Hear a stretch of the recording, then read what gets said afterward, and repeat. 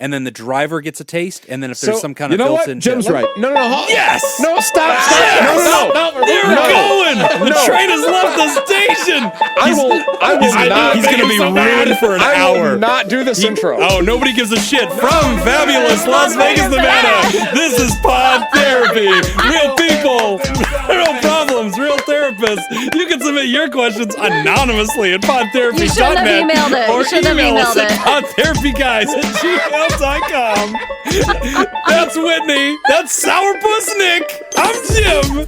And now broadcasting from the churn, it's time for some Pod Therapy. Damn it. Okay. I knew that made him so mad. He's so pissed.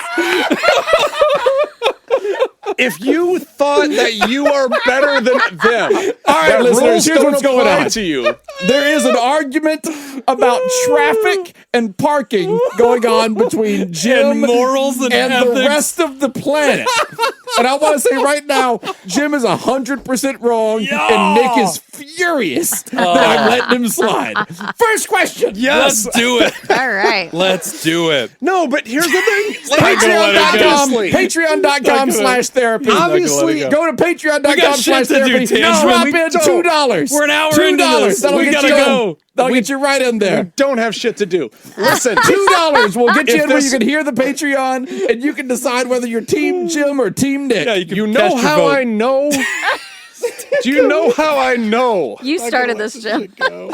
Just let him get it out. No. Just let him punch himself out. You know how I know that you aren't above those rules, or that you should have that spot? We've got some You trivia here. don't. Because if that were the case, those spots wouldn't exist. So you say that you're doing it for the business. That's bullshit. Yeah. Because the business could just not have those spots. I disagree with them creating that spot. Oh, so you are making decisions on their behalf. Yes. You know better than they do. They've asked me to agree to a social contract to not park in those spots. I don't agree, so I park in those spots. I also park in those spots that say for expectant mothers only. Because I got shit to do. You throw I around have that shit word to social do. contract a lot. Yeah. I don't think you know what it means. I got shit to do. I'm not Jim, do waiting. you cut in front of people in line? No, I don't do that. Why? Because I don't agree with that particular rule. I was like, I'm not that's going to do that in somebody's face. See, look, I don't. Oh, so if they're not This is there, true. No, this if is they absolutely don't true. see it, If somebody it's was okay. going for a parking spot, I'm not a dick. I won't take that away from them. But if there are particular spots that a company has said, hey, we've designated these for certain customers and not you, and it's not based on a handicap or a disability or they're a veteran or anything like that, it's just we want their money to work over here, and we want you to park way in the back and walk your fat ass in and come join us for an hour I didn't and realize spend they were double calling the me money. fat. They do. They always to my face. They're calling me and so fat? I disagree with I their thought they wanted me to park their over rules. there.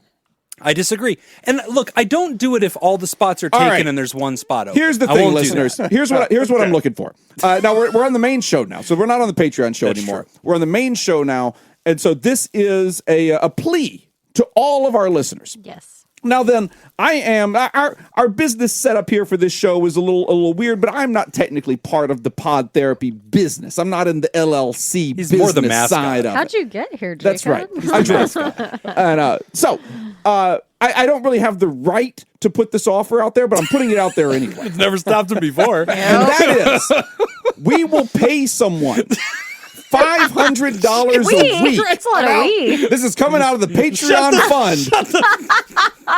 We will pay Nick, someone tackle this- $500 a week. No, let's hear him out. computer. Let's hear him out. If you Monopoly will just dollars. follow Jim around. There is a caveat to this.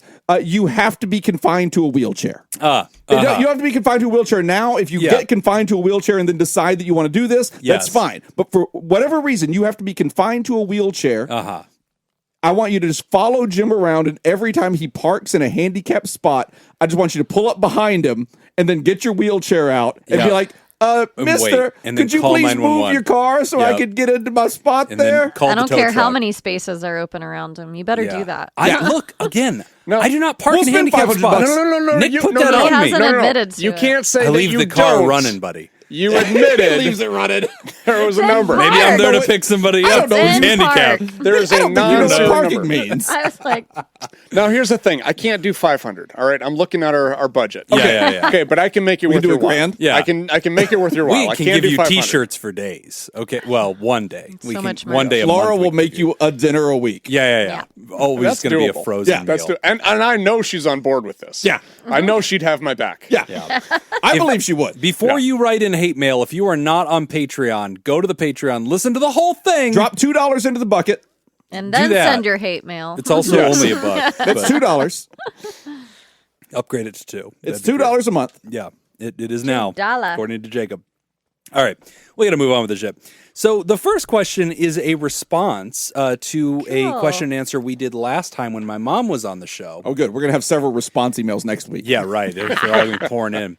So if you guys remember, we had a question from an aunt who believed that their niece or nephew had ADHD, the teenager, and the mother of the child was quite triggered by this because the father of the child was difficult about this. And the aunt just wanted to somehow help, and we had said, hey, approach the school. You know, there's a lot of resources in the school. Great. There's the SPED department. So the response we got is from a professional special education teacher, and they wanted to give us some pointers on this. So they said, hi, all. Some clarification on special ed services from a special ed evaluator. I'm assuming in the U.S.? In the U.S., yeah. Great. In order for a student to receive an individualized education plan, a person has to be evaluated by special ed staff, like a school psychologist, being diagnosed or given a special learning plan, etc., to see if they meet criteria for one of 14 disabling conditions defined by law, and to see if the condition is so significant that services through special ed, such as getting an individualized education plan, are needed. It's a lot of work. Through legally, so I'll stop there. I will say that if a student is struggling in school, the school will implement interventions at the general education level. RTI, whatever that means, and will notify parents with notes or with teacher conferences. To get more significant interventions, such as a 504 learning plan or special ed interventions, both parents will be invited to a meeting to discuss concerns and encode a specific plan that is legally mandated to be followed. Both parents will be invited to discuss concerns, and both will be invited to sign consent for evaluation and or to provide services at that level. For a student to meet criteria with an other health impairment, which includes ADHD, they do need a medical diagnosis. The most significant level of intervention is special ed. If the student is struggling at school, the school will be providing interventions. The aunt will have no input at the school.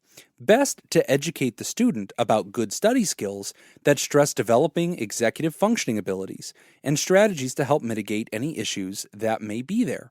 Maybe teach the student to self-advocate, for example. TLDR, SPED is a process that takes some time and requires informed consent from guardians and parents. Interventions are probably happening if the student is struggling. If not, teach the student good strategies to help mitigate the impact of attentional difficulties. Thanks, y'all. Anonymous SPED teacher. Oh, thank you so much. Very cool. RTI is response to intervention. Well, of course it is. Yeah. I knew that. That makes a lot of Dumbass. sense. Yeah, I'm really glad you told Nick, though. Anyway, so just a quick response letter, but we'll keep it moving here with our first letter. So, yeah, I mean, so we don't really, there's no question, so No. we don't have to spend a whole lot of time on this. No. So I want to bring it back to the parking thing. Oh, Christ. Wait, I have something to say before Nick goes okay, into go that. ahead. Thank you. No, I Whitney. like that they mentioned that the kid, or helping the kid advocate for themselves. Yes. That was one thing that stuck out to me when you were reading that. I was like, oh, we didn't really say that or, mention that. And that's going to be important, especially if they struggle with ADHD symptoms. Like, For sure. you're going to be your biggest advocate. Yep. But I'm glad that they clarified because as Yeah. I remember, the writer was talking about how the mom didn't want the dad to be notified and didn't Right. want to go through an evaluation. And so this correction letter helps us understand that, Yeah. nope, everybody will be aware. Because And- we thought that they could do that. Yeah, kind of below radar. Yeah. Yeah. And I mean, I figured the parents would be involved in a SPED conference, but yeah, I didn't realize that. And this is I'm something. saying Jim thought that. Yeah, thank you. That's fair. He's advocating But yeah, for Jim. getting a medical diagnosis actually would make it all much faster. Sure. And so, yeah, kind of Yeah. would be a thing. But Anyway, thanks for the write-up. Yeah, that love. All that right, now back to what feedback. Nick was saying. No. I think we can all move on from that. You're not helping. Spend an hour on that. We can move on. All right. So first actual question today: talking to teens. Hey, y'all, I spend my free time serving... My teenager cannot drive. Let me tell you what they do wrong. Hey, y'all, I spend my free time serving at my church's youth group. Yes, believe it or not, there are churchgoers who listen to Pod Therapy. Awesome. Wow. That's not surprising. Or you stop going to church right now. It doesn't have to keep going. And I do not know how to talk to these teens. Don't get me wrong, we have a decent amount of kids who are your typical awkward, homeschooled VeggieTales watching teens, and I generally know how to interact with them, but I'm struggling with some students who just do not want to talk. Wait, time out for a second. Mm-hmm. Teenagers watch VeggieTales? Oh, dude, VeggieTales is I thought awesome. VeggieTales was like small children television. VeggieTales is like clever. Really? Oh, okay. Yeah, it's also been discontinued. It doesn't. All right. That's what I thought. These are like rewatches. That's absolutely a rewatch. But no, it holds. I still like it. Okay. It's a Really Meaningful Life is still my favorite Christmas movie. It's a VeggieTales redo of It's a Wonderful Life, and it's hilarious. All right. So I dig it. Sometimes I'll try to go up to them and say hi and ask how their week was, and they'll say fine. So I'll ask about how their recent vacation was, and they'll say fine. I'll ask if they have any upcoming plans for the holidays, and they'll just kind of grunt. The lack of effort in conversation kind of drives me crazy. Then sometimes when I try to talk to them, they'll not even make eye contact or respond at all. They'll just look at their phones and just walk away talking to each other. This drives me crazy. I don't understand why they even come if they're not going to interact with anyone at all or participate in any of the activities. They also do not listen to instruction from the adults at all. For example, we've told them certain rooms are off limits, yet they continue to go into those areas just to sit there. We've tried talking to them about wanting them to participate and be respectful of the rules and boundaries, but evidently they don't care. It's starting to drive me crazy, and sometimes it just feels disrespectful. How do I not let this bother me? And how do I talk to them? Sometimes, when they've ignored me, I've said, okay, that was me making an effort to talk to you, but you are not speaking with me, so I'm going to go now, and if you want to talk later, we can. But I just don't know how to encourage them to interact. I don't want to focus on just punishments as a consequence to their behavior, and I ideally would like to find some sort of reinforcer to help encourage good behaviors, but I genuinely don't know what they enjoy about coming. The only thing that seems to motivate them is attention, but they just seem to seek it in negative ways. Any advice is welcome. Thanks. Anonymous. Actually, Anonymacha. I like that. Mm-hmm. It's a cool way to redo the anonymous idea. I mean, I get it. God, working with teens is a pain in the ass. Well, yeah, man. and it's almost, you have these rules or these guidelines, and it's almost like they feel like they don't apply to them, and so they just kind of go and do their own thing. Man, this is the whole night. I don't know how to deal with that either. Hey, if you listener, I tell you what, if you figure that out, you let me know, because I did not let that bother you. Write it in. But I mean, Whitney and I have both worked with teenagers. Yeah. Mm-hmm. I currently probably almost, maybe not a third, but quite a few of my clients right now are do you teens. take pediatric cases? Yeah, 14 and up. Well, okay, I have one kid a little under 14, but they're, quote, mature. They are. The I teenagers, didn't know that. Yeah. I will start sending you referrals because I am always getting calls and I don't take pediatrics. So, Yeah. Teenagers for me weren't as difficult as like the 8, 9, 10, 11. That's a really the preteen group. Yeah, that's a tough That's group. still literal PD. That's like children, play therapy, like activities. You got to work for that. I mean, my experience with adolescents, for the most part, it also, you always have to look at your sample too. Yeah. Because you can't just say, it becomes really easy to just say like, oh, what's wrong with teenagers these days? But then you kind of realize like, oh, it's not all teenagers. Right. It's, it just happens to be the group I work with, Right. Like I was working with, I was running a drug and alcohol / addictions treatment program for teenagers, and they were very hard to interact with, very complicated to interact with. And it was very frustrating. And I kind of started getting that attitude too, is like, what is it with kids these days?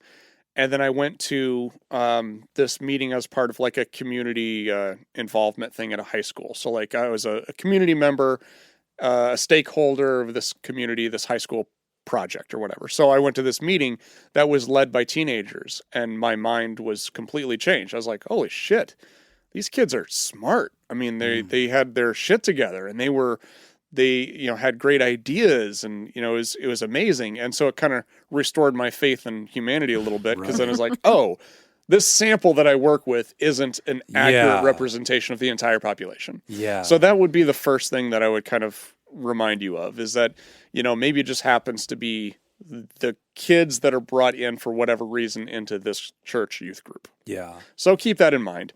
The other piece of advice I'd have is to not try to force it. Because I think that's where a lot of adults go wrong, is they really try to force a relationship with teenagers, and the teenagers see right through that. Yeah. And they're just like, okay, you're fake. You're saccharine. Phony. You're not being genuine. Yeah. And that just kind of pushes them off to the side. Then their head goes right back down to their phone. They walk away. They don't want anything to do with you. No, that's a really good point. And I think that two things about what you just said I just really resonate with. One, the genuineness thing. We're doing a training right now for the students where we're trying to talk about like basic attending skills. And Carl Rogers has a really great sort of quote that he sort of explains some of the concept of genuineness. And he talks about cadence. And he says, all of us can sense when we're being read an advertisement, when suddenly, and this is true of podcasts, it drives me crazy. Like you're listening to your favorite host, they're yucking and everything's good. And all of a sudden they're like, Whitney, do you doing laundry these days? Oh yeah, I just got it loaded there. You got to really try Tide. Tide's new laundry detergent available with 40%. And just like the cadence changes. Okay, you're hitting a little close to home. We've done that. We've done this. In recent we do it for money. Still That's fine. We do it for the money. But like Carl Rogers' point is that none of us like that insincere, plastic, speaking to us in an objecting kind of way. And we can all sense that. And he talks about how clinicians and medical people often have a certain cadence that doesn't seem to humanize the other person or really, approach them with curiosity. So I think you're right, Nick, because I think that I have seen that in small groups of kids. I've led youth groups. I've also been a part of, I was a teacher at school, and there was often a temptation by adults to sort of speak in this broadcasting way, like a group of 5 kids are walking up to you, go, "Hey everybody, how's your weekend?" And it's like, this isn't sincere. Like you're not addressing me as a person. You're addressing me, the child class, from your podium of adulthood. And the proper response is to walk past you in the same way I would somebody trying to sell me something on the street or offer me a free sample of something. Like there is a cadence to it. So write or check on that. I think that's really if you find yourself speaking to the teenagers in a different way than you speak to everyone else in your life, right, that's probably a part of the issue. Yeah. Yeah. If you wouldn't speak that exact same tone and cadence and language to your peers walking past you, right, then it comes off unnatural. Because when you speak to a child as though they are a child, which we all do from time to time, when especially if you're dealing with children regularly. I mean, you have a goal. You have I want this kid to do something. I want this kid to eat lunch. I want them to get in the car. I want them to get ready to go to school. I want them to do whatever. And so you have a goal. So you're using that kind of tone, and you're speaking to them with kind of a goal-oriented method. Right. If your goal is to have a conversation with someone, then that doesn't work that way. No. It simply doesn't work that way in society. Yeah. And so why would it work that way with a teenager just because they're in a church youth group and you're in some position of authority over that church youth group, or you're not? I'm not. Well, and I think another email. line on this too. There is an adult cadence that we as adults use to greet peers in an acquaintance environment. Right. You can walk up to other acquaintances that you see at a grocery store or just like at a casual kind of thing that's not intimate.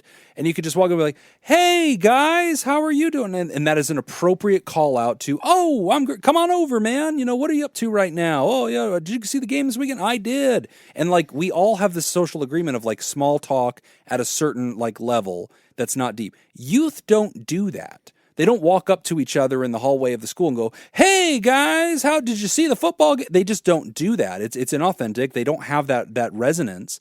When they are adults, they probably will, because our social reality calls for such things. We need that mechanism in order to have these light, quick, non-serious but pleasant interactions. Kids don't. They just opt out. They just turn around and go do something else. They occupy themselves. But having said that, Nick, I think that you're right. In my anecdotal experience, having kids and getting to experience lots of sample sizes of young people, I do believe this generation is, I don't like the phrase antisocial, but very comfortable in their silence, very comfortable pivoting and turning to the phone and not engaging in people in a room. And I've noticed that, and like it is a thing. And see, I disagree. Yeah. Okay. I don't think it's any different in this generation than any previous generation. There's more stuff. There's different, not even more stuff. There's different stuff. There's the phones. There's things like that. But I mean, every generation says this about the generation behind them. Like, there's literally like shit written on papyrus. Yeah, you're right. From thousands of years ago about the next generation being shitty. I remember seeing one about these youth today have their they don't make eye contact, they don't say a word, they sit in silence, and that was written on the Dead Sea Scrolls. Well, yeah, and it was like a 1920s paper about kids reading newspapers. That's it. And books. Like ever since this whole fucking printing press came out, all these kids, they don't make eye contact, they don't talk, honestly, they just read the funnies. Yeah, no hyperbole at all. The same stuff that I hear get said about kids on phones today absolutely were the same things that people were saying about the printing press. It was the same thing that people were saying about like motorized cars versus horses. Kids. All of these things get recycled. You're probably not wrong. Generation to generation. And so, I mean, I would just say, if you could find some common ground with the kids, find common ground with them. But the biggest thing is just be authentic. Open with a solid knock-knock joke. I mean, that's what you do in session, right, Whitney? When they sit down, you're like, this kid's not talking. You're like, you know what? Knock, knock. You go for the yodel-a-hee-hoo. No, my favorite thing to say when a kid doesn't talk is, what do you want to talk about today? Do you really? You just go for the softball move. Yeah. So I have one client in particular I'm thinking of where, well, let me back up. So there were a couple of things I wanted to comment on that will lead into what I was going to say next. And that's that you mentioned things you ask them. Those sound very broad. Mm-hmm. How was your weekend? Fine. Yeah. You have kids. If you come home, how was school? Oh, that's 100% what they say. But if you ask, what'd you do in math class? What's something new you learned? Like, did you do any art stuff today? What'd you have for lunch today? Yeah. What was your favorite thing from whatever? What'd your teacher say that was funny? Like, you got to kind of ask a little more specific questions. Now, that is a suggestion, and some teens will not respond to that, and that's fine. But a lot will, because then they're thinking about that specific thing. But something broad, that's too much mental energy for them, and they're like, I don't know you, you're not worth that to me, and what are you going to give me back? So, fine, is what you're getting.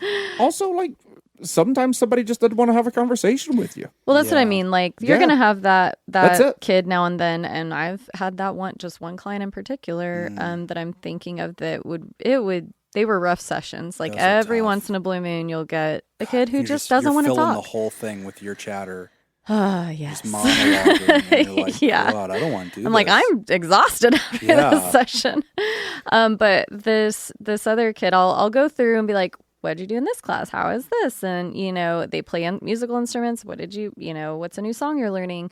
And I'll go through all that. And then we'll have probably like 10 or 15 minutes still left in the session. And I'm like, so there's two routes I do this, and they're funny. So the first one is, oh, you know what? Sounds like you had a pretty good week. If you don't have anything else you want to talk about, we can wrap it up early today, and I'll just bill for like a shorter session or something. Like, we'll wrap it up early today if you want. And then she'll start talking about something. It's like she doesn't want to get off, but I've asked her things, and she's like, well, maybe that's not what she wants to talk about. Right. And that's where my second question will come. What I started doing now first before I go there is, we have time left. I mean, what do you want to talk about today? She'll kind of be like, well, I don't know. And then be comfortable in silence for about 5 seconds, even 5 seconds feels uncomfortable sometimes. And then she might open up and say, like, she'll say random stuff sometimes. I'm like, oh, here we go. So that's very true. That actually reminds me of the next point that I was going to make. Working with teenagers, it was my observation working in this program that if you pay attention, the teenagers will teach you how to communicate with them. That's true. Yeah. They aren't going to tell you. Yeah. No, they won't say, don't talk to me like that, or talk to me this way. Right. But they'll send you messages. Right. And it's almost kind of like, I use the example a lot of like in therapy, how,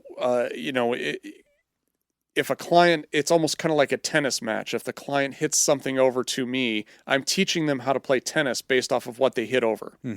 If they hit a football over, I'm just going to let it go. If they hit a baseball over, I'm going to let it go. They hit a tennis ball over, I'm like, oh, I'm going to hit that back. Yeah. And it's kind of, the kids are kind of doing the same thing. So based off of how they respond to what you're doing, they'll teach you how to talk to them. But you kind of have to be a little bit of a detective and look at like all the different factors. Right. Like some kids, it's like, okay, they'll talk to me under this condition, and this condition. What do all of these have in common? Right. They won't talk to me under these conditions. What do these all have in common? And sometimes it's the topics. Sometimes it's just the time of day. Sometimes it's who's around.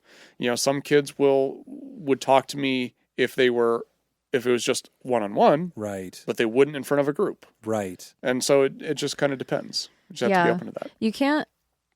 This is what I sense from this letter, so I could be totally wrong, writer.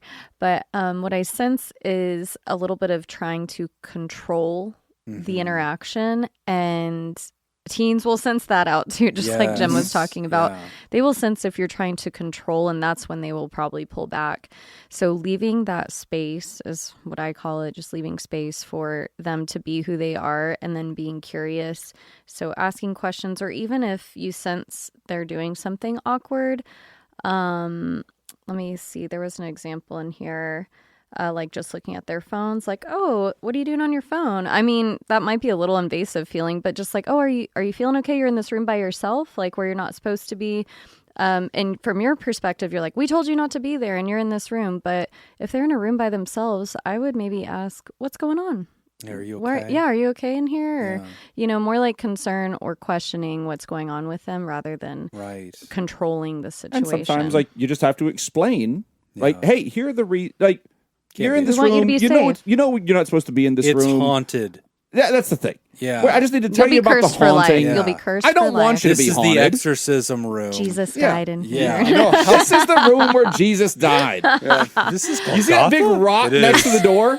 It is. We don't just keep that rock next to the door for fun. Right. That's the rock that the angels moved. The boulder. That's right. I wanted to say one other thing when you're like, why do they come to youth group then if they don't want to be here? And I thought of like 5 different things for that. Why did we all go? I was like, because we were made to. I know. Like one, for sure was, oh, well, I'm at my parents' house and they're like, we're going to church. So you're going too, even if I don't talk the whole time. I definitely went to youth group at the church when I was a teenager. I definitely went to the youth group at my church years after I absolutely realized that I didn't believe in any kind of deity. Yeah. Oh, I have friends that but the reason was, and I'll tell you why I went to youth group.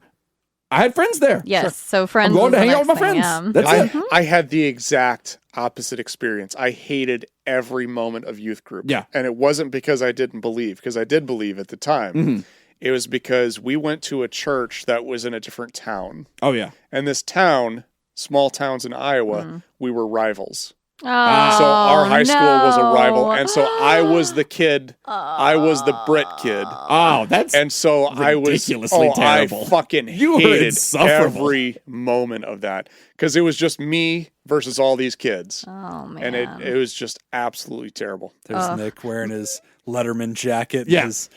Got the hat on and all the bits. And it's like, just what's up, guys? Yeah. All right, we're all gonna go over here and eat corn now. Nick's over there going like, I brought my corn from my town. I'll eat my corn. Superior corn. Now, the last thing I will say, dog shit corn you guys grow here. There will be some times when you're going to have some difficult conversations with some of these teens, and my advice to that is always pull a chair up and flip it around and sit backwards on it. If you have a hat on, flip the hat around too. And always let me rap with you, kids. Put it to a sick hip hop beat. Yes, you want to do that. That will always work. If nothing else works, that will always work. That's how you sink the putt. Oh man, I should have let Nick end on that, but I forgot one other thing. The sick hip hop beat reminded her. That's fine. You know we'll fix it in post. Yeah, just flip ours. Was that you said it seems like they only respond to attention, but they just seek it in negative ways. Part of me was like, well, you kind of answered your own question. Like, find ways to give them positive attention. Right, and that was my last thought on it too. Yeah. Ryder, one of the things I think could be a really unfortunate mistake here, and I've made this mistake, so I'm speaking more from my own experience. Do not personalize their silence as like negativity or rejection or sass or disobedience. they are children. I tell parents that too of teens I work with. Taller than you, That's and it. have facial hair and seem sassy. They are all insecure. You have more than twice the They're amount of thinking their of life themselves. experience. Right. They're They are thinking of insecure. themselves all the They time. don't know what to do. They have a weird dynamic with every other person in that room. There's nobody there that they just feel perfectly themselves around, even them. So they hide in their phones. They get silent. They walk around awkward. They're tortured the whole time too, and they're probably going home and saying, "Ugh, I don't know if I want to go back." And also, you don't know if you're having a nice impact on a lot of them, and you just don't see it. Yeah. Right. They may go home and like, "Oh, how was youth group? Oh, it was really nice. You know, that one lady and I were chatting about this," and you're thinking, "Dude, he didn't say 5 words to me." They're like, But it was to them, great. they're like, "No, we had a whole conversation. Like, Yeah. I addressed you and you talked to me." So Yeah. don't Quality over quantity. personalize it. Yeah, don't take it as negative intention. Yeah. That I think would be a mistake. I have made that mistake. Oh, and if someone ever tried to initiate a conversation with me that I then didn't reciprocate, and they said something along the lines of, "Well, I tried to have a conversation with you and you're not interested," Yeah. I would never, ever have a conversation with that person again. Yeah. That speaks it's to not- our discomfort. It's not Yes. an attack on you for them to not have a conversation with you. There's either nothing that they're interested in or whatever. Maybe they are being rude. Right. But if the goal is to then have another conversation with them later, that's probably not helping. Yeah. I mean, honestly, there were times where we're talking about just kind of things that we interpret as verbal attacks. Sure. There were times working with these youth that I was literally verbally attacked. Like Yeah. it wasn't even interpretation. Yeah, F you, It was Mr. like- Nick. Exactly. Yeah.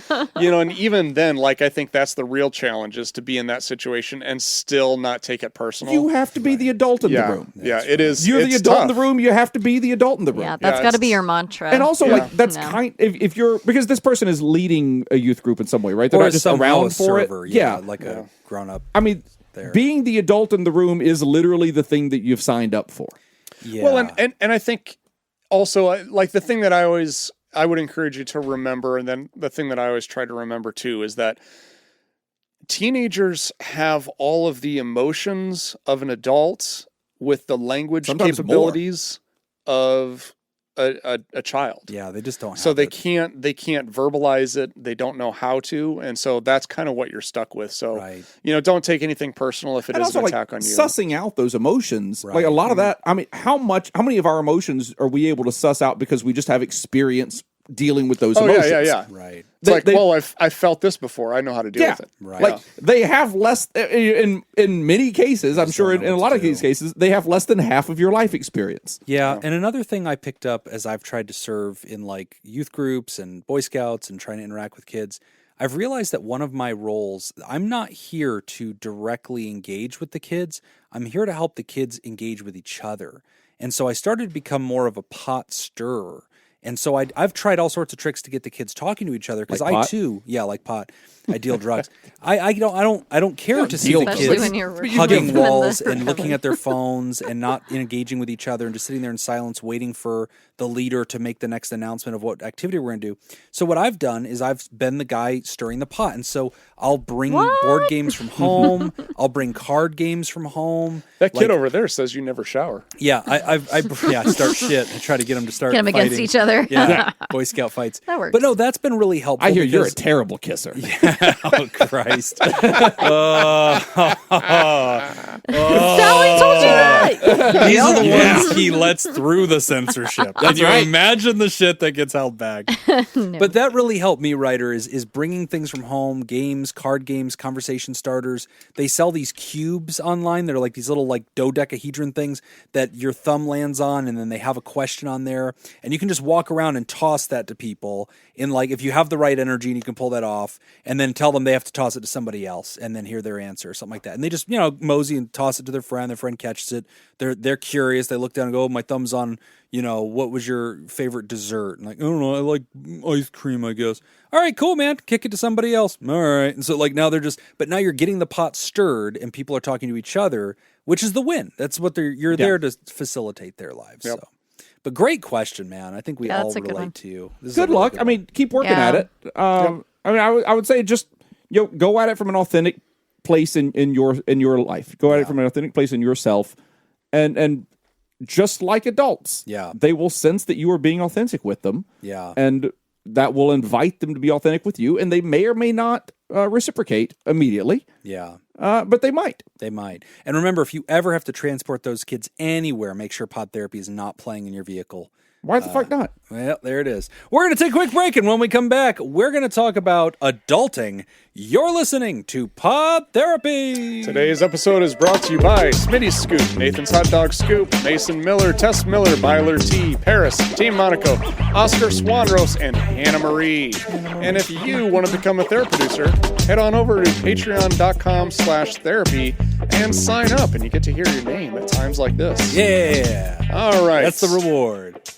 Digging into Myra's bulk trivia that she sent in a while back. Ooh. Let me scroll to the top here. We got a few that we haven't gotten to yet.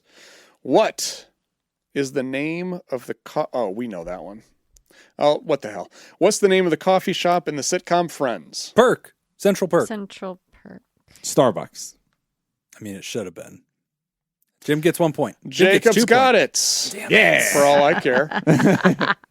He's the controller. What is the highest grossing video game franchise to date? Ooh. Halo. Buzz? Wait, Pokemon. Video game franchise. Now Mario. we can Ooh, we're Are doing we our taking two blind guesses? We're two Okay. two for the points for blind. Oh, okay. All right. Oh. I mean, I kind of have a Jeez. question, but I think my question gives it away. I'm gonna wait for multiple choice. All right. I'm going to wait too. You're going to wait. You're going to wait. Yeah. Are I'll you take a going- stab. You're going to go for it? I'll take a stab. Go for it. My stab is Mortal Kombat.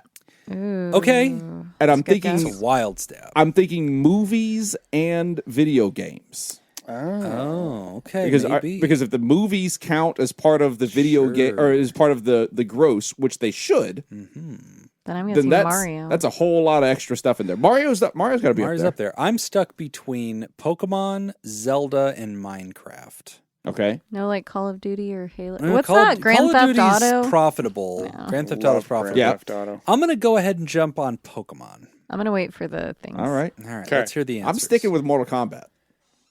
Mario, Sure. Pokemon, Okay. Call of Duty, Street Fighter. Ooh. I would like to Hadouken! rescind my Mortal Kombat guess. I think that you can. I think you can substitute for Street Fighter. I feel like those are I adjacent. didn't know there was a enough. difference. Yeah, I know, I was like, that's honestly, the I same, think right? that you're right there. I would have absolutely. There was It had also a Street crossover. Fighter movie. You're fine. It had Jean-Claude Van Damme in it. Damn right It was did. terrible. That was dude. No, it was awesome. And that was a great movie. oh, what's his name? Very famous actor whose name just flew out of my head was the bad guy John in it. Stamos. No. nope. He died. Yeah, he did it. John he was Stamos he was died? Gomez in the Adams family. Yes. Yes. John Stamos. God, is this thing working? Miguel. You guys hear me? Raya.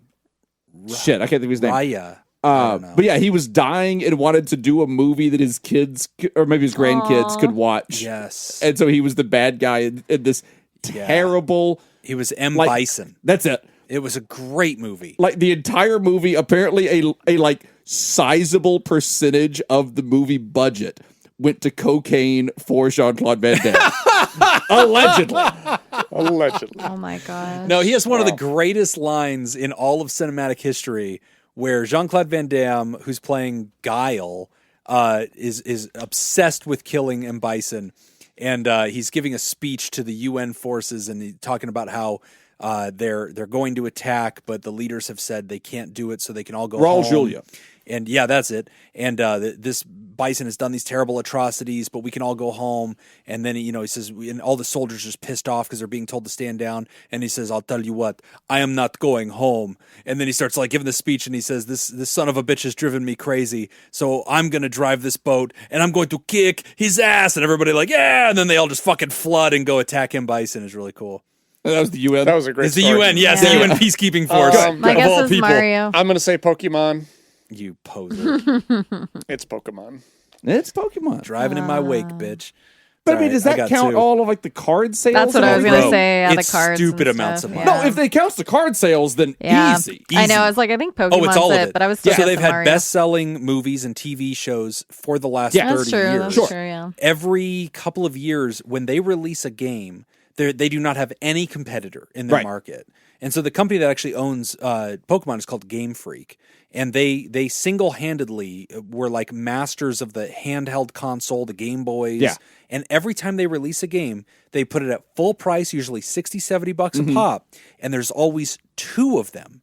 and you have to buy both to catch all the Pokemon in that world. Yeah. And they do this every time. I remember when the smartphone Pokemon game was just Pokemon Go. Oh my gosh. Everybody had that shit. Yeah. Why did people stop?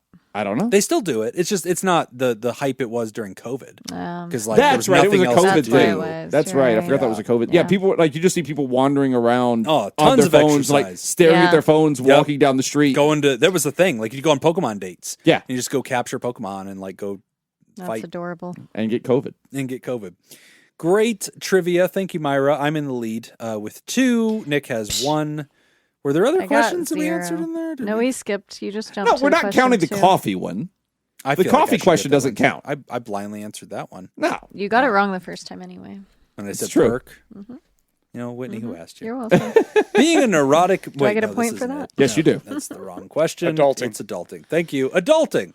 Hey, Pod Therapy guys. Love the show and appreciate all you guys do for destigmatizing mental health and adding comedy to it. I feel like this has kind of been touched on in more specific questions before, but generally speaking, is adulting just being tired and cranky as a default setting? Yes. All right, we're done. Done. Moving on. That's enough of that. If I hear any more of that question, I'm just going to be more cranky. Fall asleep. For some background, I'm happily married to a wonderful guy, no kids yet, have great friends, enjoy my career and hobbies, and generally feel life is pretty darn good. However, even with that, I notice that I'm basically always tired and cranky. Like curling up on the couch with the fireplace on and a good docu-series is 99.999% of the time a better option than whatever I was doing. What I've noticed is it appears some variation of that seems to exist among all adult humans. I'm pretty sure I'm not burned out as I work hard to set boundaries and take vacations, etc. Yes, I'm in the process of finding a therapist before you ask. However, this seems like something everyone experiences, no matter how good it is for them. Thoughts? Is this adulting? Thanks. My pronouns are she and her. Okay.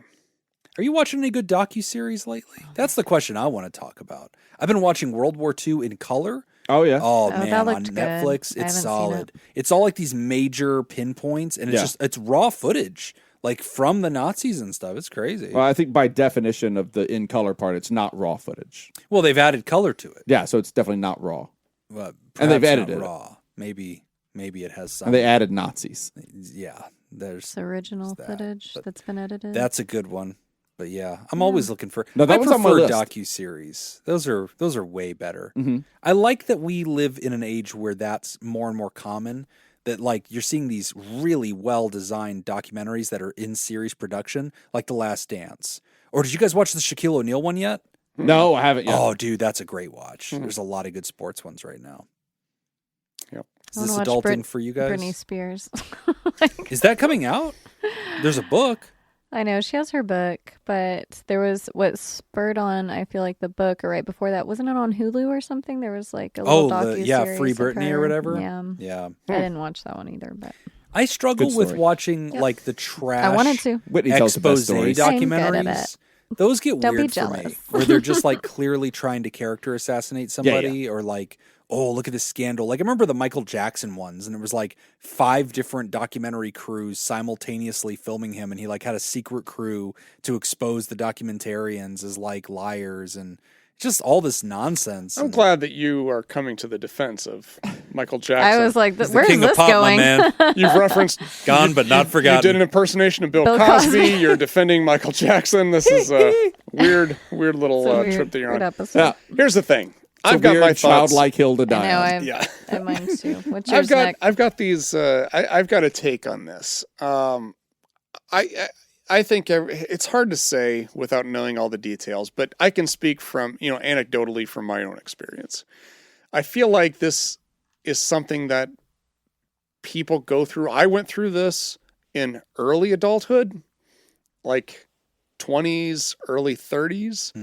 And then it kind of started to change. It kind of started to go away. And I think a lot of that just has to do with, even though you may set some really good boundaries, with work and not being burnt out, life is stressful. Yeah. It's incredibly stressful, especially, in your early 20s, mid 20s, late 20s, early 30s. Like early adulting, that it is very stressful. There's a lot of shit going on. Yeah. You got to worry about, where am I going to live, saving up for a house, or, good luck, if you don't already have one.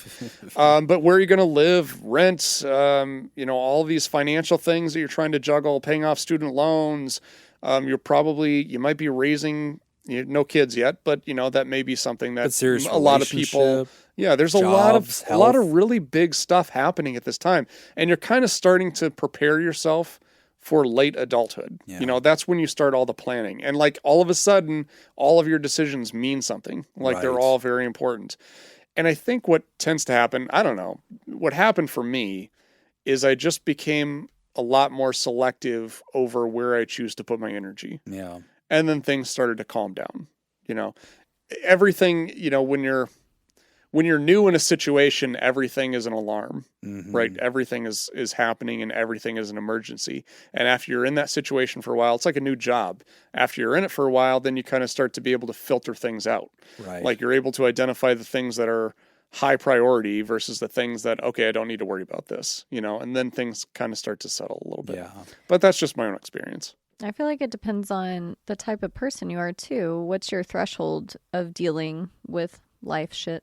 Because I think that varies person to person. And going off what Nick was just saying, you shared that 99% of the time you'd rather be like at home watching a docuseries when you're doing something else. You're saying you set good boundaries, but would you maybe want to say no to some other things? Unless you can't to those other things, but would you maybe want to be saying no to some other social engagements to just be at home recharging? Like maybe you need that more. Yeah. It depends on how you feel when you're doing those things.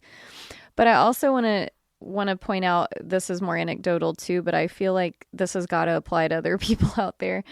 My more recent experience in the last probably 3 years to 5 years, I say 3 years, 2020.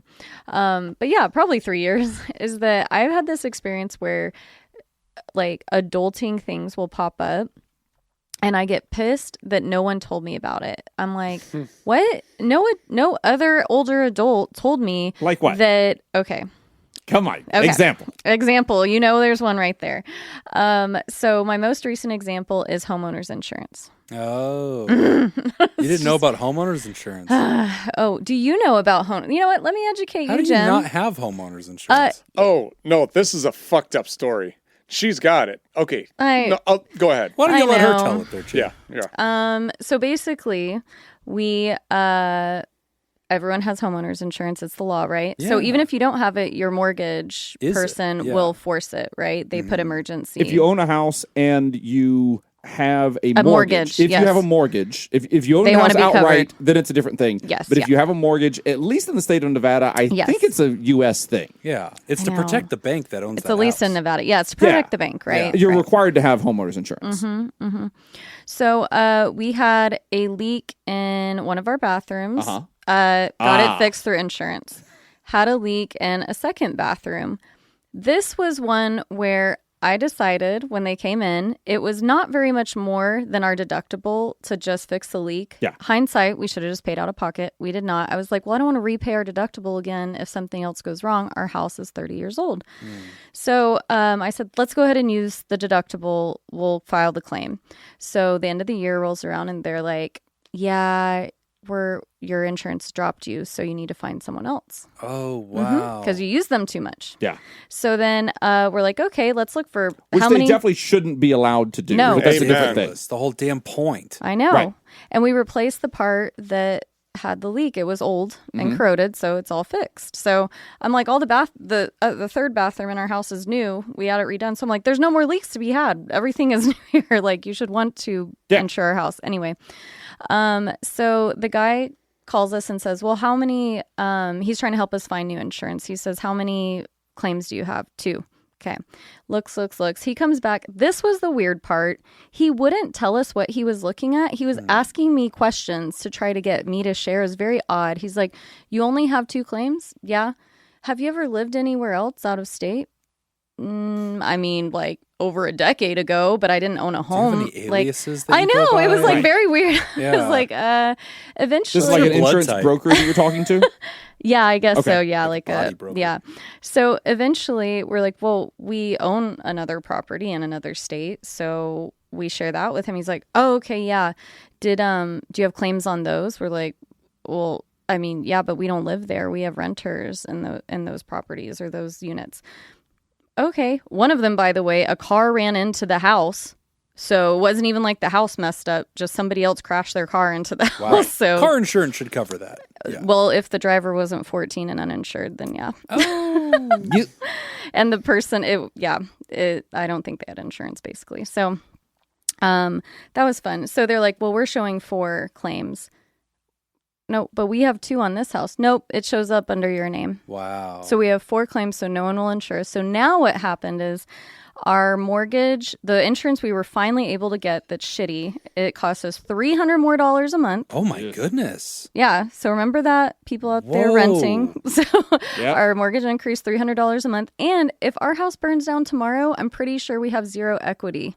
Like it would just pay off our loan. Oh my god. So we're paying more to just have Oh, like, the insurance would only cover like the amount. They're like, we'll cover up to this amount. Yeah. That's like how much we owe the They bank. don't cover the sticker price of the house currently. No, Not at all. And I'm pretty sure our roof isn't covered. I'm like, Oh. Which is why if you ever have a house that you're using as a rental property, you should own that house through an LLC. okay, so here's the mistake. We have an LLC, but when we were buying the house, we didn't have it in place yet. And everyone told us, this is where I'm like, why doesn't anyone tell you these things? Why doesn't anyone tell you about this insurance stuff? That's interesting. So everyone told us, you can just transfer your deed or your whatever to your LLC later. We're like, okay. Nope, I won't even go into that because it would take me too long. Yeah. I'm not a good explainer on that. But no, it doesn't work that It's way. not an easy transfer. It's not an easy transfer. It's not just a fill out a form and it's transferred type thing. And nobody tells you you basically that. have to sell the house back to you have then to like you're paying basically sell the house to the taxes and LLC. all Exactly. Yes, and then you Oh, have the higher geez. interest rate. Yes. Oh, wow. Yeah, because you're getting a new loan on whatever Yep. it is. So you're Oh my on. God. Yeah. Yep. God, Or it stresses me out just listening to this shit. like I know it's first world problems, so I'm trying to be careful here. Yeah, but how many houses do you own? I think that's the real question. It's just I'm interested in. Today? I know. Well, Is it no more than more. I'm 2? trying to sell them all. No. You own 2 houses. One is a multi-family property, so 2 brick buildings. Yes, but yeah. How many houses do you own, Nick? Oh. One? One? Is that the one finger that really you're holding big one. up? Nick, do you want to buy one of my brick buildings? I'm just kidding. You don't. Bro, don't do it. They're not insured. But all that to say, that was a long way to say. In my mind, what I realized later is that things are changing. Like in Florida, you can't even get they won't even insure you if you that's buy a right, house. yeah. You know what I mean? If you're in like a flood zone or like hurricane. a hurricane, or now in I'm sure California, Louisiana runs into the same stuff. California, you run into stuff in wildfire areas. Yeah. I mean, homeowners insurance is just an insane can of bees by itself when it comes to adulting. Yeah. Now So- let's talk about retirement accounts. Oh, Lord. So yeah, basically my initial gripe was like, they all make it seem easy. Like just buy this rental property, buy rental properties and like, just transfer it later because we were trying to get in, the market at a good price and a good, so we like didn't have our LLC together yet. It's just like, nobody tells you, no, that's actually kind of difficult and there's other stipulations. Right. And then what I realized is all that's changing, and it's like nobody knew to tell anyone because that wasn't a thing. Like my dad has like been involved in flipping homes and stuff like that, but this wasn't the same as when he was doing that, Yeah, things have changed since the fucking 60s. So Also, like- adulting is hard. Yeah, I mean, just like interest rates alone. Like, forget everything else. Let's just talk about interest rates. Interest rates move so fast now. They like this is the fastest that I've ever seen interest rates move in my lifetime. By a lot. Yes. So, like, if you buy a house in 2022, and then you want to transfer ownership of that house to your LLC in 23, well, now you've got multiple extra points on that loan that you're having to pay off, which is going to cost you tens of thousands of dollars over the life of the loan. Yeah. So it's exhausting. And then I think just thinking about all those little things and our little phones that we carry around with us every day is just shooting information at us left and right. Oh, so when we And talk most of about it's useless. and most of it is useless and a waste of our brain power. So by the end of the day, when you just want to curl up by the fireplace, I feel that so hard. I'm like, that's fine. If you need to decompress, I would caution against letting yourself get into a cycle of always being the person who just is saying like, I've got to lie down. I've got to sit down and take a break. I've got to do this. As soon as you let yourself get into that cycle, that's a tough cycle to break out of. Yeah. But yeah, I mean, I don't know. Just pay attention to how you feel when you're doing those things. Adulting is hard. It is. What is everybody's number one binge show right now? I'm going through a huge Brooklyn Nine-Nine phase. I just finished Tulsa King. Ooh, it's Stallone. Yeah. It's That's on a TV show? Paramount. Yeah. Okay. It's a miniseries, right? It's like 2 seasons? It's only 1 season. Okay. It was like 9 episodes. It was pretty good. It had problems. It had issues with it. I understand what the people who were saying like, oh, like this was wrong with it and everything from like an entertainment perspective. I understand what people were saying about it, but it's also like, oh, fine. It's kind of a mob show and everything. Sure. It was fun. Yeah. I'm a reality TV junkie. So I have a weird show that I'm watching right now on my own. It's called Welcome to Plathville. Oh. Yeah, it's about religious homeschooled kids who are questioning things. But together, Peter and I are watching through Seinfeld. We've never watched it before, and it is so fun. That's a solid watch. Yeah. Yeah. I'm loving it. I was watching Reservation Dogs. Oh, or Reservoir Reservoir Dogs? Dogs. No, Reservation Dogs. Oh, Reservation Dogs. Yes. Yes. Oh, This that's looks right. good. It's on Hulu. Yeah, It's, that looks. Is it good? Oh, it's so good. Oh, I gotta watch that one. I didn't catch up on the last season, but I don't watch a whole lot of TV, so it's kind of hard for me to get into it. And then I just out of the blue this past weekend, I decided I want to watch Ahsoka. Ashoka. Star Wars. Yeah. Yeah, and so so I watched 1 episode of it and then realized I don't know who any of these fucking characters are because it comes out of the Star Wars Rebels cartoon. Oh, gotcha. Yeah. And so I was like, okay, now I got to watch this goddamn cartoon if I want to be able to watch that's this. a great show. It is not. It is not. Clone Wars is so good. Not Clone Wars, Rebels. Oh, no, don't watch that. Well, that's the one that has this fucking characters in it. No, go back. If you watch Clone Wars, that's I've where watched Ashoka, Clone Wars. Yeah, Ashoka's from Clone Wars. She's the Padawan of Luke. Yeah, no, or not Luke. Anakin. But no, All right, give me your lunch money. it's the same characters from Rebels. It goes right from Rebels. Oh, okay. It's the same characters. Because her thing is like she's hell bent to kill Thrawn, right? I don't fucking know. Yeah, she's against Admiral Thrawn. I don't know. Which there's a book Thrawn. series about.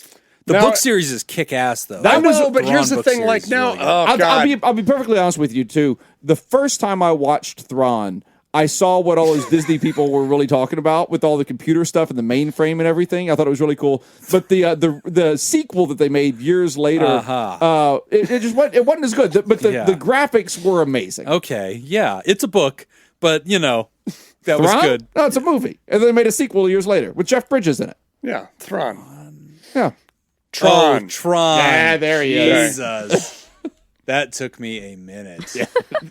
All right, Yeah. we're going to Anyway. take a quick break, and when we come back, we're going to answer a quick question about finding a therapist. You're listening to Pod Therapy. Today's episode is brought to you by Smitty Scoop, Nathan's Hot Dog Scoop, Mason Miller, Tess Miller, Byler T, Paris, Team Monaco, Oscar Swanros, and Hannah Marie. And if you want to become a therapy producer, go to patreon.com/therapy and sign up today. What color dresses do Chinese women traditionally wear on their wedding day? Oh my God, Oh, it's not going to be white. I'll take a stab. Did you say what color? I was going to take a stab too. Yes. Okay, 'cause it's not going to be like that geisha thing. Oh, you mean with like all the different patterns and stuff on it? Yeah. Where it's not just a color? I was going to say red. I'm I don't also know going to if- say red. I don't know if I want to commit to that, though. I'm committing to red. Hmm. I don't really know why I'm committing to red, but that's tickling my brain somewhere, and so I'm committing to red. It kind of feels right, but I'm going to wait. I think it is going to be pink, and it's going to have something to do with cherry blossoms. Okay. I think you're confusing Chinese Japan? and Japanese I'm like, culture. Japan? Oh shit! Which one was it? Which one was it? Is there a difference to you? There is. I just didn't hear the word. There's. I see the difference for one. Do you? Which one was it though? Chinese. So I was thinking red at Fuck! It's definitely red. Sorry. I was thinking red at first. I know, or I don't know. I'm like pretty sure in India that's red is their I like think wedding you're dress right. color. So I'm gonna say gold. I like gold. Ooh. I don't know if I'm right, but I feel like that's my next best guess because I don't want to say red. I like gold. I like I'm locked in on red. You locked in on gold? I'm locked in on gold, yeah. Are you also red? No, I'm waiting for the You're gonna option. wait. Oh, I waiting for wanna options. wait. Okay. You're gonna wait? Yeah, I'd like to wait. Blue, gold, white, or red? Fuck. Oh. Let's take blue. I'll take blue. I'll take white. Oh, so not pink? Interesting. Yeah. I'll take white. Like the I've decided cherry to step blossom. away from the cherry blossom. It's red. Oh, the obvious choice. Damn! The pyros! Oh, there they go! Oh, the lights everywhere. What sport has been played on the moon? Golf. Golf. Yeah, it's golf. What do you think, Golf. Whitney? Whitney, you want to lock it golf? Locking it in. Crochet. I know. Badminton. We probably know this one too. Actually, I'll go down to this one. What was the first cash crop in America? Tobacco. Oh, yeah. Cash crop. Wait, would it be? Tobacco sounds right. I mean, tobacco's definitely up there. Oh, shit. I was also Cotton? thinking hemp. I'm between Oh, two. Oh, hemp is an interesting. I wasn't on hemp. What's your other one? Sugar cane. That's what I was thinking. Sugar is a solid answer, too. Tea could be one. I'm on cotton. Ooh. I'm going cotton. I'm going to go cotton. I'll say sugar cane. Because I think tobacco is going to be it. Tobacco's pretty good. I feel I'm pretty going good sugar. with tobacco. Are we all locked in? Yeah. I feel like sugar didn't What are you- get what are onto you, the Jim? No, I don't mainland. think it. I'm tobacco. Well, You're tobacco? Yeah. So you're tobacco, the you're first sugar one. cane? I'll say sugar cane. Okay, for and we're both funsies. cotton. Because sugar, I think, was in the Caribbean. It is tobacco. It is tobacco. There you go. Nice, Lots nice. of points. Clearly, Jim is the winner today. Hooray. Finding a therapist. I mean, except for the pink dress No. because of the cherry blossoms. That was edited out. Nobody even remembers me saying that. Hello, I'm a huge fan of your podcast. Thank you all for doing it. I haven't had the best luck in finding a therapist that I connect with, and finding one can be very expensive and taxing, going through the grind of session after session. I found a therapist that I really want to work with and that I think could be very helpful for me, but I know some of their friends, and there's a very small chance I could end up in a social setting with this therapist. Because of this, I've held off, and it's been a couple of years, and our paths haven't crossed. I don't mind if we see each other in a social setting, but I don't want to make the therapist uncomfortable or unable to be in those settings, especially if the tides turn and I end up around them more often.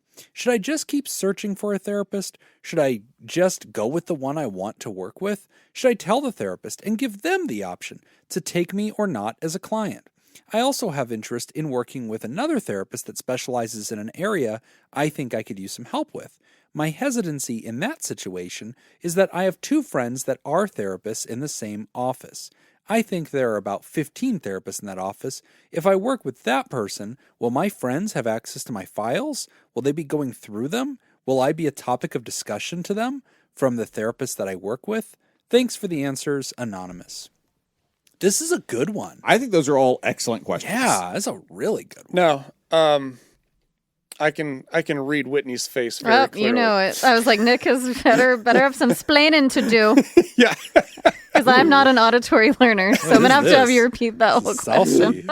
Well, no, because She can't see the question. yeah. Oh, yeah. Because this one wasn't on the script that I sent out because the first one was a reply. Mm-hmm. So we didn't count that as a question. So Jim just pulled the next one out of the queue. Oh, Yeah, fun. there you go. You can Yeah. read from my phone. Thanks. So, well, can you Ignore all just the porn. summarize the first? Yeah, this is a good question. So the writer is basically And saying... wash your hands after you use Yeah, that. you definitely don't. Don't put a black light on that. Why didn't at you tell all, me trust before you touched this? Do not touch your eyes. Always be wearing gloves. That's what she said. You're going to sanitize it. Just pour the whiskey on there. That's just it's fine. Just it's high proof. So this is a great question, and this comes up a lot in real life, but also I think for us, especially because we have an entertainment thing that we do, and so people interact with us socially, and it comes up. So the author's saying, look, I want to go see a therapist. There's one I would really like to work with. I think it'd be a great fit. It's very hard to find a therapist. I have all these challenges about finding a therapist. But if I go with my first choice, the problem is we run in some of the same social circles.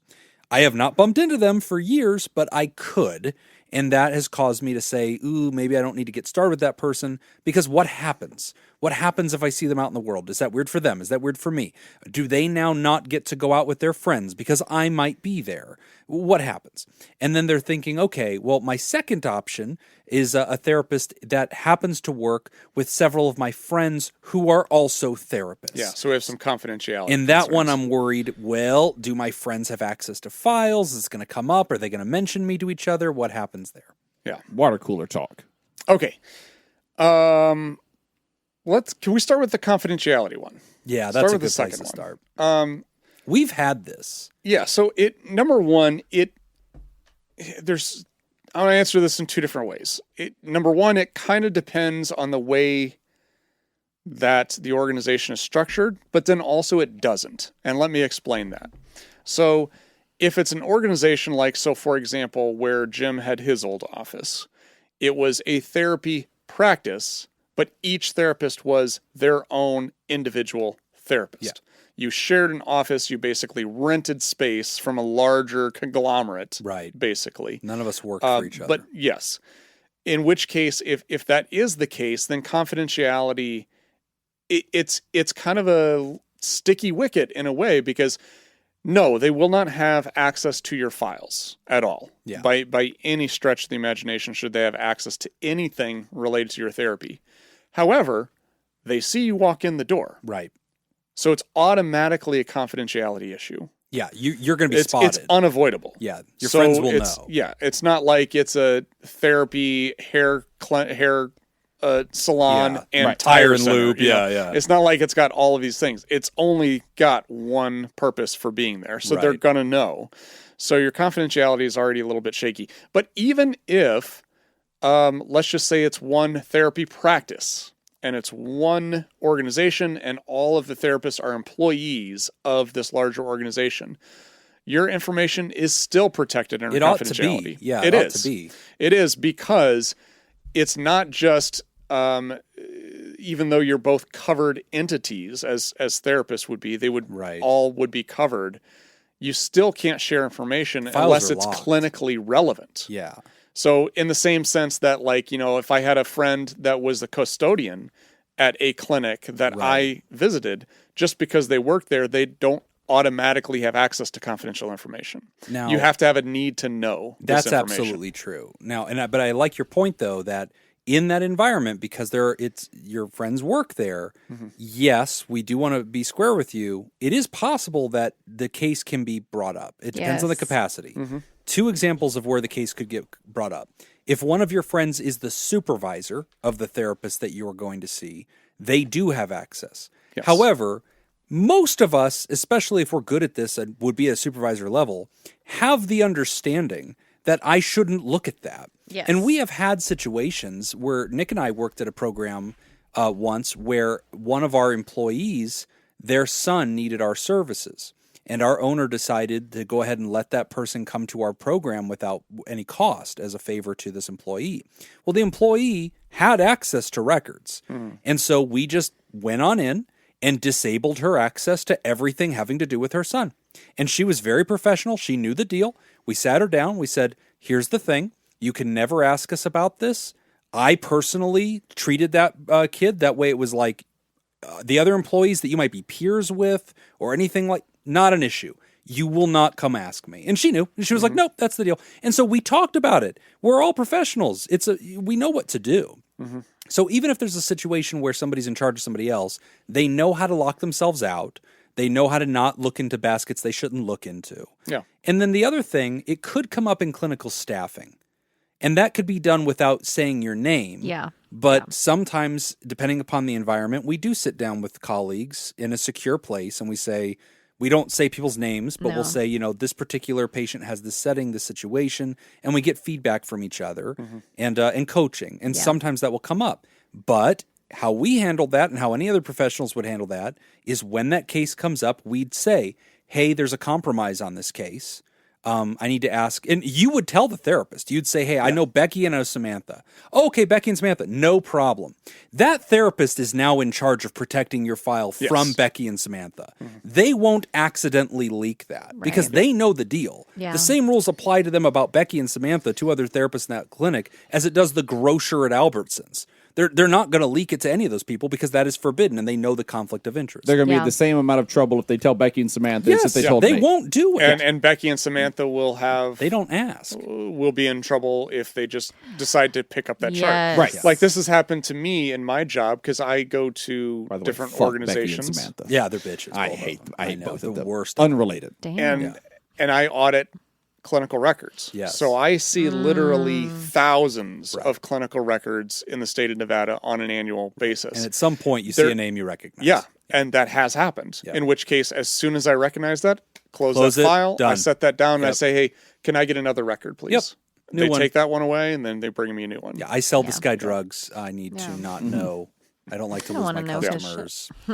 So the confidentiality one, I think we all agree, probably not unsafe. I think that I don't think it's unsafe, but you need to understand what's it's not at stake. Impossible. They're most likely you're going to bump into them. Accept that fact that it's you're like probably an going to run into ethical them. versus moral type situation. Yeah. Okay. I think it just comes checking. down to I think it comes down to comfort. More How than anything. realistic? So like they're in the same. If they're in the same building, which I guess we don't know from the letter, but if they're in the same building, it's likely that they're going to find out that you're seeing someone. Yeah. How realistic is so my friend is a therapist in this organization. I'm going to a different therapist in this organization. How realistic would the concern be that my friend could accidentally get some piece of information about me that I don't want them to have? The only thing I think they'd accidentally ever stumble upon is that you are going there. Okay. Yeah. And I think that honestly they know because that's probably how you found this cool therapist is two of your friends work with them and they're like, "Oh my God, we love Jessica. Yeah. She would be so great for you." And that's probably how you heard about So her. and that or like Jim said with like a clinical staffing. Gotcha. Which I think again, like just wouldn't bring up. if you go there, you would just basically tell your therapist, hey, I know these individuals. And like Jim said, then now it's the therapist's job, if they needed to staff this case, assuming it's an agency that's set up that way, then the therapist should bring it up as, I have a client, here's the concern. Yeah. Not, I have this client named such and such, you know, which wouldn't happen anyway for the most part. Or those clinicians just leave the room. Like, I mean, in my group practice, when I had two therapists at the same time, I had a case where it was a friend and they needed somebody, but I couldn't work with them, but they wanted to work with one of my associates. I was like, great, you go ahead. I don't care. And then I locked myself out of that file and that was the end of it. Yeah. And then when they needed to staff it, they staffed it together and I didn't talk about that one. For any future therapists out there, any students that are listening, this is also a good example of why you should always be careful of confidentiality, even when there aren't concerns like this. Yes. Because there may be a situation in which you are staffing a case with somebody else and not even realizing that they know somebody. Right. Sure. That happens all the time. And it doesn't have to be a supervisor. It could be another therapist who happens to be in the room who didn't know that their friend was seeing you. And now they do know that. Which, again, is not the end of the world. It isn't. That's the other thing, too. Your friend is a professional therapist. It is. Yeah. Of course, it's not the end of the world. But I guess my point is back to the therapist, the future therapist, the students learning how to do this job. That's why you are always careful with confidentiality because you don't know that you may be disclosing information. Right. So if you don't have to say the client's name, don't say the client's name. Exactly. It's not relevant. Yeah, right? I'm a real big fan of case numbers, and that just works. And then, sometimes people will gather the deets, and obviously, if you're looking at a file, there's going to be a name on it. Mm-hmm. So this first example, though, of, okay, there's my first choice therapist, we run in the same social circles. We don't hang out. I haven't bumped into them socially in years, but I am aware that they are in the extended friendship network that I am in. How do we feel about that situation? I feel like I've had, from the other side, kind of similar experiences where, gosh, I can't even think off the top of my head because it's been a while, but where someone was like, oh, can you meet with my, like maybe my clients, like, can you meet with my so-and-so, like somebody that I know, or like they might be related to or something like that. And I typically say no. Oh, here's one. My neighbor a few doors down was like, oh, my sister is looking for a therapist. Mm-hmm. And here's the deal. I've never met her sister, but I could. Right. Because I'm pretty good friends with my neighbor a few doors down. And you ran against her for the HOA. Exactly. Right. Y'all and heard that story. She can see your MAGA bumper sticker and your burning cross on the lawn. No, this neighbor was loosely involved in that. So. She was a good guy, though. The MAGA sticker, the burning cross, or the HOA. Yeah. Yes. So all that my was, favorite groups. That was a great example where what I ended up doing was referring the sister to another person in our practice. I'm a little too close to it. Yeah, I was like, I may never meet that sister, but I could, and then it'd be weird. Like I just can't be around you at like a Christmas party or something like that. So this is something that. So first off, like just generally speaking, I think you're asking some good questions. This is fine. Yeah. These are fine questions. Yeah. I do think it's healthy to contact the therapist and ask, is this something you can think about? Absolutely. What is your opinion about it? Because it really is up to the therapist's comfort level. Mm-hmm. I've wavered in this over the years from kind of one, angle to the other. Depends on when I'm feeling anxious or not. When we created the show, one of the realities that we faced was there is, a lot of folks that we've kind of become their de facto internet therapist, right? Like they tune in every week and they know us and they trust us and, they're friendly with us. And so like that's happened where folks have reached out and said, hey, I'm looking for a therapist and I know you enough and you're in private practice. Why shouldn't we be together, damn it? Is that where you get all your clients? Yeah, that's 100%. It's all Pod Therapy people Makes at this point. I just one big group. So, we've had that situation where I've had to say, okay, but Pod Therapy, we don't do live events, but I've had multiple mental conflicts with that. Like one, now I know you listen to the show and silly ass Jim is not therapist Jim. And so like I have to be mindful of that. So we need to at least talk about it. Like we need to come up with what is like a plan to protect you from Pod Therapy if that needs to happen. Yeah. And then another thing is, and again, we don't do live events. We don't bump into people very much, but we do go to Scoop Fest and we do 3 days of partying with mostly scoops, but a percentage of them are also Pod Therapy listeners, and you could end up at that. And we encourage people to come to that. We think it's a great time. Yeah. But I have to mentally budget for that and be like, okay, we're going to see each other in a large but social situation. Yeah. And I may have some drinks with friends, or I may get up and do karaoke, or I may do, and I have to be mindful of the presentation you're getting of me right now. Yeah, like so I've had to give it a lot of thought. Yeah. And it is a thing. And you know what? It's interesting because for me, it has changed how much I will be social. So like when we went to Scoop Fest last year, I didn't drink. I had no drinks. We went to the bar afterward, no drinks. Went to the special barbecue at Jacob's house, no drink. And that was just a choice because I wanted to make sure that whatever version of me everybody met, if there was anybody in that environment that I knew from a therapeutic angle, they weren't meeting therapist Jim in that environment, but at least I would make sure that they didn't meet tipsy Jim. That's not fun. So, I had some measure of control over it. Yeah, nobody likes tipsy Jim.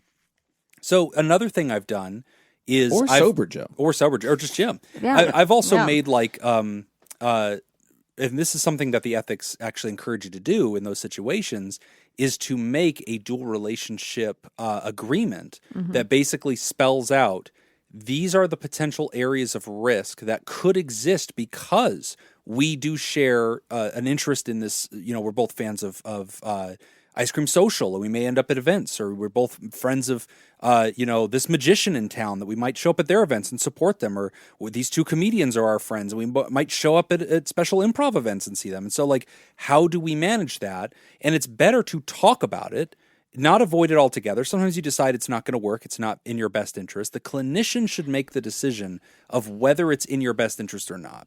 And if right now you're not getting care because you're holding out for a good fit, and the clinician says to themselves, you know what, I think I could be a good fit for you. I can do this ethically. They might want to sit down and just write out an understanding that says, these are the areas we may have potential overlap. This is what that looks like. We're not exchanging money. We're not exchanging goods. We're not babysitting each other's kids. There are different levels of overlap that are in the ethical codes. And this could be a very light one of just, we're in the same fan club, or we're to go to the same church, we could overlap a little bit. That is acceptable amounts of risk. And it's best in that agreement to also spell out, here's what we would do if there were any challenges. Here's what I want you to do if you ever encounter me out in the public and something negative has happened. And here's how we would protect you in a situation where you feel there's a conflict or you feel that we can't continue our work together. But all that is already figured out, and we've already spelled out, these are the boundaries, this is how this works, and here's what we would do in these situations.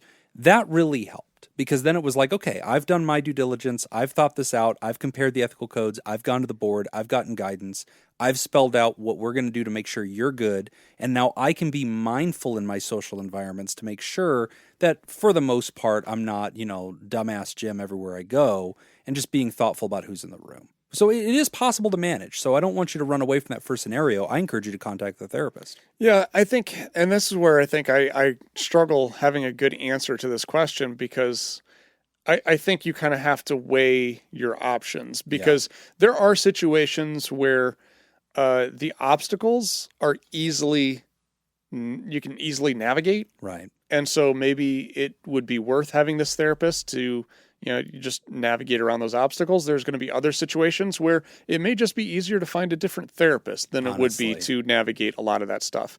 I think in Whitney's situation, it's like, Whitney knows a lot of other really good therapists. I can really connect you over there, and then I don't have to worry about it.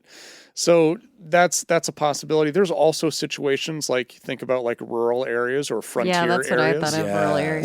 Like if you live in Goldfield, Nevada. Right. There's a therapist, you go to church with them, you golf with them, you see them at the Rotary. Like it's like it's the therapist in town. Right. You You're can't their kid's avoid teacher. It. Like there's nothing else. And there's nothing you can really do about that stuff. Right. So then in those situations, it's like, all right, we have to navigate these obstacles because we don't have any other option. But we still have really good ethical code guidance about how to do that anyway.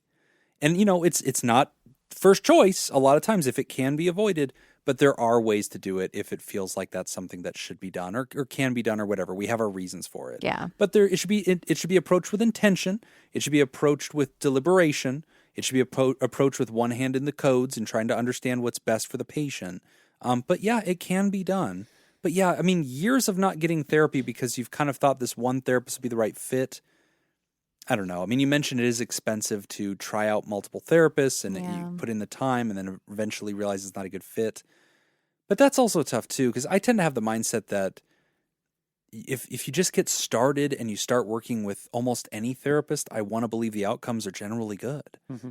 But I also tend to have an optimistic view of the field. Yeah. Don't go look at BetterHelp reviews. Yeah.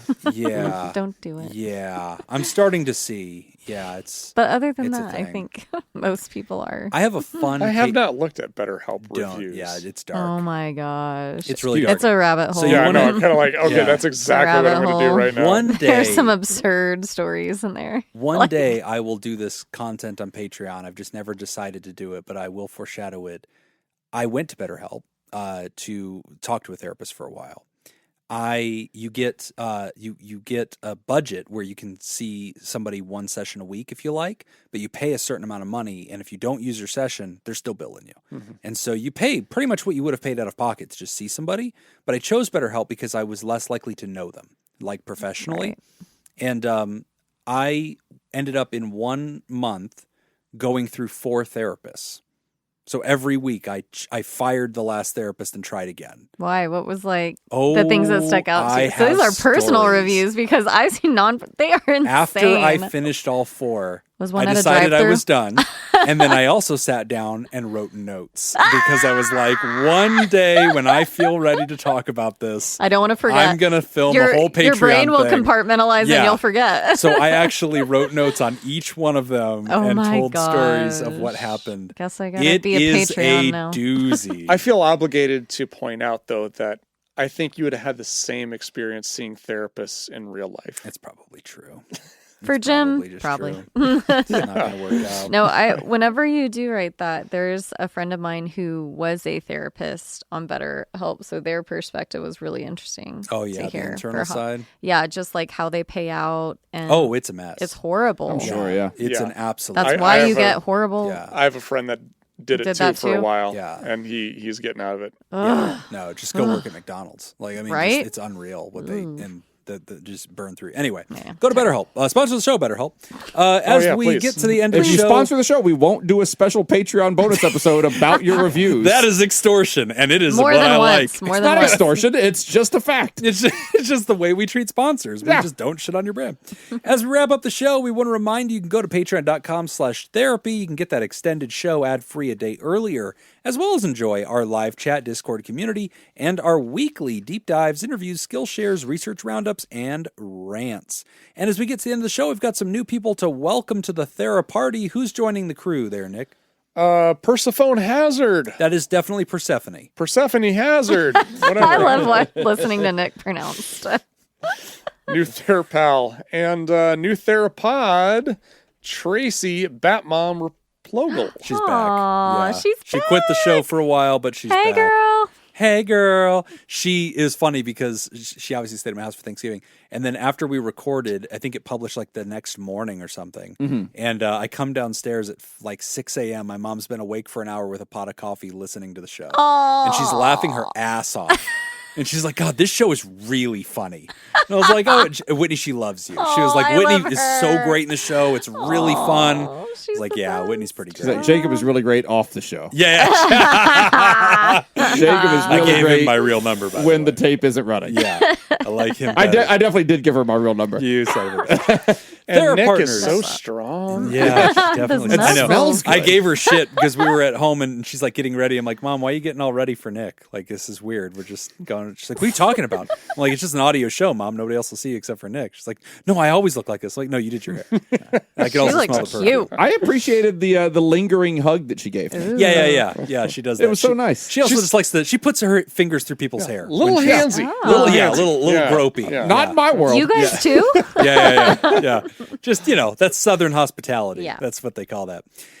Thank you especially to our Thera partners, Dirty B, Myra, and Pickett, and our bosses, the mysterious and shrouded Illuminati members of the fan club, the Thera producers. Thank you, Jake Schneider, Robert Brownie Jr. Mint, Smitty Scoop. Wait, didn't we agree that Whitney's doing this? Yep, we did, but you did it anyway, so go for it. Ben Dawn, Judy Schneider, Kayla Lansbury, Mrs. and Mr. Hot Dog Scoop, Malia, Leon Kassab, Mason Miller, Richard Macy, Carolyn Albert, Kevin Chamberlain, Tess Miller, Sammy Scoop, Ben Stanley Slapping Your Face, Sarah Smith, Adam Hathaway, Byler T, University Jeff, Mike Helm, Paris, Samantha Cohn, Darren Cunningham, Lib, Team Monaco, Thunder, Cougar, Falcon Scoop, Matt and Lisa Tangeman, Heyo, Oscar Swanrose, A Sunny Boy, Slippery Kaye, motherfucker, Sandra McWaffle, Dan Martin, and Hannah Marie.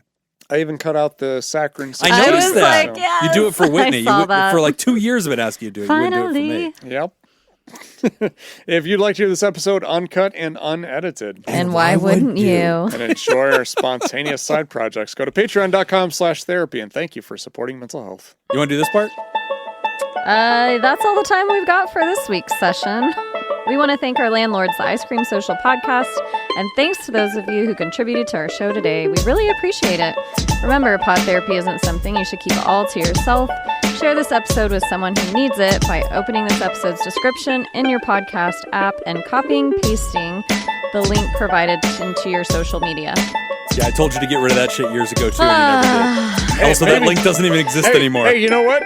You have access to this shit, too. You're Don't the forget you can pregame find guy. us on Facebook.com/PodTherapy, on Twitter, X at PodTherapyGuys, and now at Patreon.com/therapy. Do you want to submit a question to the show? Ask anonymously at podtherapy.net or email us at podtherapyguys@gmail.com. I'm Nick Tangeman. I'm Jim Jobin. I'm Whitney. Thanks, and we'll see you for your appointment next week. Get off your ass. I forgot I was supposed to read that Stop other going part. the long way, Ah, it's Tangeman. Take the shortcut in life. You'll be happier. No, because rules also apply to... If everybody on Earth Yes. acted and behaved the way you did, the world would not be a better Kant's place. categorical